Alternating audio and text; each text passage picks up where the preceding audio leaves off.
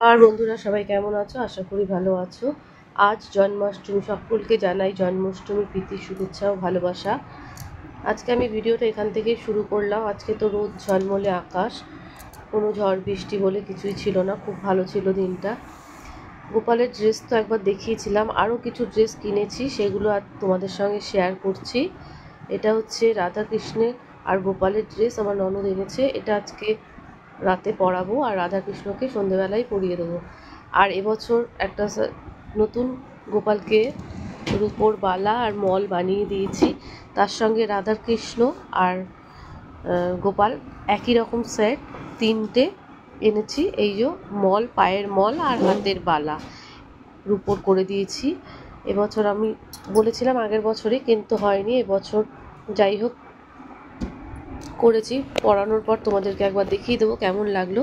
আর এই যে হারের সেট, আর এটা জগন্নাথ বলরাম সুভদ্রা সকলেরই কেনা হয়েছে। আজ এবছর তো আমার পুজোটা আমাদের বাড়িতে সেভাবে হবে না, কিন্তু গোপালের তো জন্মদিন বলে কথা, সেটা তো পুজোর মধ্যে পড়ে না। অ্যাকচুয়ালি গোপালকে আমরা ছেলে হিসাবে দেখি বলে আমরা পুজোটা করি।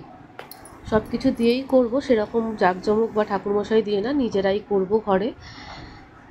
যাই হোক, যা যা করছি সেগুলো একবার তোমাদের সঙ্গে শেয়ার করে দিই। শাশুড়ি বসে সবজি কুটছে, ফুলকপির তরকারি হবে, আলুর দম হবে, আর পায়েস হবে, আর যা যা হয় তালের বড়া, নাড়ু, এগুলো তো এবছর করব না, কিনে আনবো, কিনে এনেই দেবো। কিছু এবার বানাইনি, জাস্ট ভোগের লুচি সুচি এইসবগুলোই ঘরে করেছি, বাদবাকি সবই কিনে আনা হয়েছে। আর আমার শরীরটাও খুব খারাপ, এত ঠান্ডা লেগেছে, জ্বর, সেই নিয়েই মোটামুটি করতে হবে, কিছু করার নেই। গোপালের জন্মদিন তো বছরে একবারই হয়। এদিকে আলুটা একটু বয়েল করতে বসিয়ে দিয়েছি, আলুটা একটু বয়েল হয়ে গেলে তারপর আলুর দমটা বসিয়ে দেবো। আর এদিকে পায়েসের দুধ বসিয়ে দিয়েছি। পায়েসটা আমি প্রথমে করে নিই, তারপর গিয়ে সব রান্নাই শুরু করি, কেন গোপালের পায়েসটা আগে করে তুলে নেব, তারপর সব ভোগগুলো এক এক করে সাজাবো। যাই হোক, সিমুইয়ের পায়েস কিন্তু আজকে করে দেবো, আজকে কোনো চালের পায়েস নয়। তাই ভাজা সিমুই নিয়ে এসেছিলো, ভাজা সিমুই দিয়ে পায়েসটা করে আগে গোপালকে দিয়ে দিই, তারপর আস্তে আস্তে রান্নাগুলো বসাবো। সবাই একবার গোপালকে বলে দিন রাধে রাধে। গোপাল তো রাধে রাধে বলতে বা শুনতে খুব ভালোবাসে। আর এই আমার ফুলকপির তরকারি এদিকে রেডি হয়ে গেছে। আর এইদিকে আমি মালপোয়া বানাবো। সেই মালপোয়া করার জন্য, যেহেতু বাড়িতে এবার তালের বড়া বা অন্য কিছু বানাইনি, ভাবলাম মালপোয়াটা হাতেই করে দিই ঘরে, কেন সবই তো কিনে এনেছি এবছর, কোনো কিছুই ঘরে বানানো হয়নি। আর কাউকে এবার সেভাবে কাউকে বলাও হয়নি, নেমন্তন্নও করা হয়নি, যেহেতু এবার আমাদের একটা বাড়িতে অঘটন ঘটে গেছে, সেই জন্য।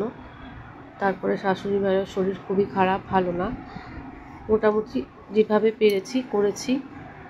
তবে ভিডিওটা তোমরা দেখতে থাকো, আমার মনে হয় ভালোই লাগবে। ভিডিওটা আমি প্রথম থেকেই শুরু করলাম, একদম সকাল থেকে যা যা করেছি ছোট ছোট ক্লিপ করে তুলেছি, ভিডিওটা তোমাদের সঙ্গে শেয়ার করব বলে। আর একটুখানি সাজিয়ে নিয়েছি গোপালকে, যেখানে বসাবো, এখানে রাধাকৃষ্ণের চুল, গোপালের চুল সমস্ত রেডি করে নিয়েছি। গোপালকে স্নান করাবো, তারপর ড্রেস পরাবো। এখানে যা যে গোপালের ড্রেস আছে, ঘি, মধু, অগুরু, দুধ আর গঙ্গা জল সব মিশিয়ে একদম রেডি করে নিয়েছি থালায়। এবার এগুলো দিয়ে স্নান করানোর পর এক এক করে সব ড্রেসগুলো পরিয়ে ফেলবো। প্রথমে তো ঘি দিয়ে আগে গোপালকে ভালো করে ঘিটাকে মাখাতে হবে। ননদ তো এদিকে করছে, যেহেতু আমি ক্যামেরাটা ধরেছি, ওকে বললাম তুই কর। সমস্ত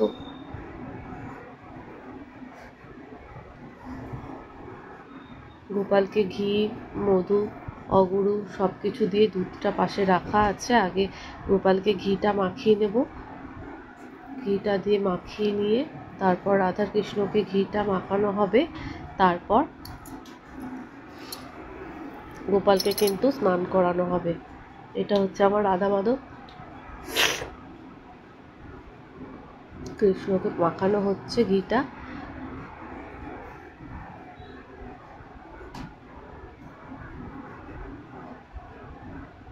তারপর রাধারানীকে মাখানো হবে, তারপর আমরা কিন্তু স্নান করাবো।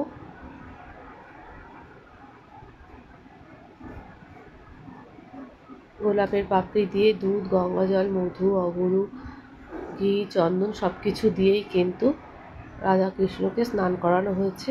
এই দেখো পায়ের নুপুর কিন্তু পরিয়ে দেওয়া হয়েছে, এটা রাধারানী হাতের বালা দেখে এই যে পরিয়ে দিয়েছি হাতের বালা। এই যে সুন্দর করে চুলটা লাগানো হয়েছে, রাধারানীকে সুন্দর করে সাজিয়েও দেওয়া হয়েছে। এইবার মালা দিয়ে সাজানো হবে, সেটাও তোমাদের সঙ্গে শেয়ার করব। কেমন লাগছে তোমরা একবার বলো। আমার সিংহাসনের ওখানে খুব ছোট জায়গা, সেই জন্য ঘরের মেঝেতেই সামনেই পুজোটা করতে হয়, কেন ঠাকুরের জায়গার ওইখানটা অত বড় নয় যেখানে বসে পুজো করা যাবে। ঠাকুরের যেখানে সিংহাসন আমার খুবই ছোট জায়গা। আর এখানে হচ্ছে গোপালকেও ড্রেস পরিয়ে দিয়েছে, গোপালের ড্রেস পরিয়ে বসিয়ে দিয়েছে। গোপাল সোনাকে কেমন লাগছে নতুন জামা পরে, হ্যাপি বার্থডে গোপাল। খুবই সুন্দর লাগছে সেজে। নতুন চুলটাও এবার আনা হয়েছে, পাগড়িও দেওয়া হয়েছে, রূপোর পাগড়ি দেওয়া হয়নি। আর এটা হচ্ছে রূপোর বাঁশি, এটা হচ্ছে গোপালের, কৃষ্ণের আলাদা বাঁশি, ওখানে লাগানো এখনো হাতে দেয়া হয়নি। সব কিছু মোটামুটি নতুন জামা পরানো হয়ে গেছে, সব গয়নাও পরানো হয়ে গেছে, এদিকে সাজানোও কমপ্লিট, ফুল দিয়ে সাজানোও হয়ে গেছে রাধা মাধবকে। একবার দর্শন করে নাও রাধা মাধবকে ফুল দিয়ে সাজানোর পর কেমন লাগছে। তারপর যা যা ভোগ দিয়েছিলাম সমস্ত ভোগ কিন্তু সাজিয়ে দিয়েছি। দেখো সমস্ত ভোগ এখানে সাজিয়ে দেয়া হয়ে গেছে। আমার বরই কিন্তু পুজোটা করেছে, কেননা আমরা এবার ঠাকুরমশাইকে ডাকিনি। অষ্টশতনাম পড়েছে, আর যা যা করার সেগুলোই করেছে। 5 রকম ফল, সুজি, লুচি, মিষ্টি, যেগুলো গোপালের ভালোবাসে সেই সমস্ত কিছু দিয়ে গোপালকে নিবেদন করা হয়েছে, রাধা মাধবকে নিবেদন করা হয়েছে। সাজিয়ে আমাদের আরতিও করা হয়ে যাবে। এরপরে আরতির পরে দরজাটা বন্ধ করে 5 মিনিট ভোগটা গোপালকে দেয়া হবে। ভোগ খাওয়ার পর গোপালকে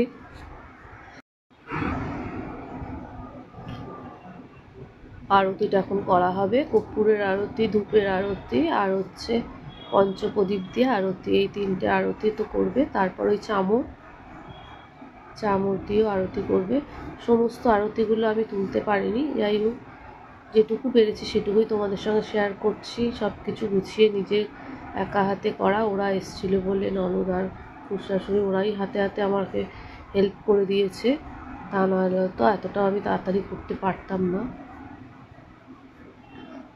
গোপালকে সাজানো, বসানো, রাধা গোবিন্দ সাজানো সবই আমার ননদ করে দিয়ে, সেই জন্য অনেকটাই আমার হেল্প হয়ে গেছে এদিকে। নয়তো প্রত্যেকবার তো আমাকে বসে করতে হয়, দুজনে মিলেই করি, ও করে আমিও করি। এবার আমি কোনোটাই এদিকে করিনি, এদিকটা পুরোটাই ওকে দেখতে হয়েছে। এটা আমার ওই খুড়তুতো দেওরের ঘরে পুজো হচ্ছিল, ওদের ওখানে গিয়েও একটু ভিডিও করে নিয়েছি।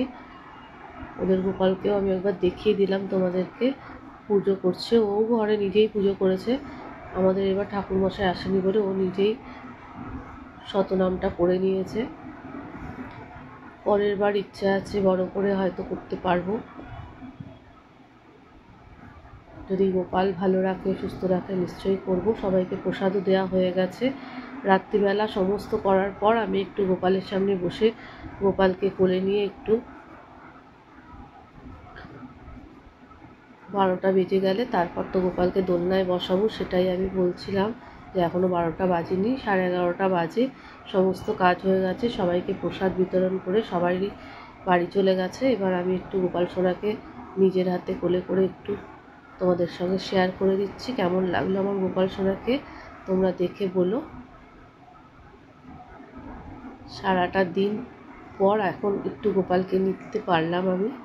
যাই হোক, সবাই মোটামুটি প্রসাদ খেয়ে গোপালকে দেখে দর্শন করে যেতে যেতে সেই 10:30 11টা। সেই জন্য আমার আর ওকে নিয়ে যে একটু বসবো বা কথা বলবো বা একটু গোপালকে অনেক বছর ধরেই করছি, কিন্তু কোনোবার এত হুড়োহুড়ি বা এতটা হয় না, এতটা শরীর খারাপের জন্য।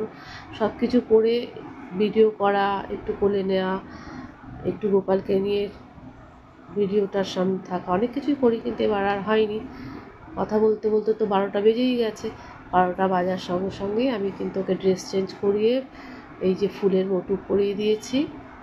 12টা বাজলে তো গোপালের জন্ম হয়, তখন ওকে দোলনায় বসাতে হয়। ওকে দোলনায় বসিয়ে সারা রাত রেখে দেব। সকালবেলা উঠে ওকে জল মিষ্টি খাইয়ে সকালবেলা ওকে সিংহাসনে বসাবো। তারপর তো বাল্যভোগটা দেবো, সেটাও তোমাদের সঙ্গে শেয়ার করছি, তোমরা একটুখানি দেখে নিও। ফুলের দোলনাটা দেখো, এটা আমার দেওর আমাকে এবছর দিয়েছে। কেমন লাগছে দোলনাটা? যদি ভালো লাগে তাহলে লাইক কমেন্ট শেয়ার করতে ভুলো না। সবাই পাশে থেকো। নতুন বন্ধুদের বলছি, একটা বেল আইকনটা অল করে রেখো, আর একটা লাইক, একটা কমেন্ট, একটা শেয়ার করো আমার ভিডিওটা দেখার জন্য। যদি ভালো লাগে তাহলে কিন্তু অবশ্যই পাশে থেকে যেও। জয় গোপাল, জয় গোবিন্দ।